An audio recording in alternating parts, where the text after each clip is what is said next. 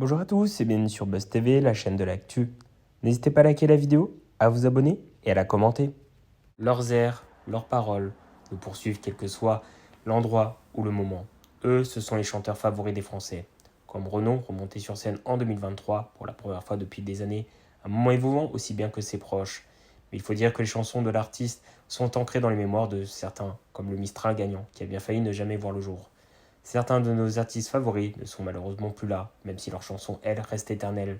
Notamment Christophe, l'inoubliable interprète d'Aline et des mots bleus, qui décédait quelques semaines après avoir été touché par le coronavirus.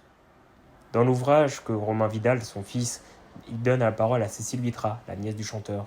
Au mois d'avril 2020, l'anxiété s'est accrue. Audrey, qui avait été sa compagne et restait son amie, sa maquilleuse, son assistante, ne savait rien, au point de s'armer d'en parler à la mère de Lola. Ma demi-sœur, c'était d'autant plus accroissant que Christophe ne répondait plus au téléphone. Lorsqu'on a fait un peu pénétrer chez lui, il était flagrant qu'il était resté seul et malade pendant plusieurs jours. C'était incroyable. Il était dans un état de santé catastrophique à ce moment-là.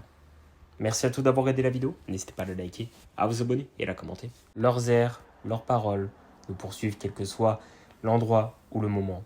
Eux, ce sont les chanteurs favoris des Français. Comme Renaud, remonté sur scène en 2023 pour la première fois depuis des années, un moment émouvant aussi bien que ses proches.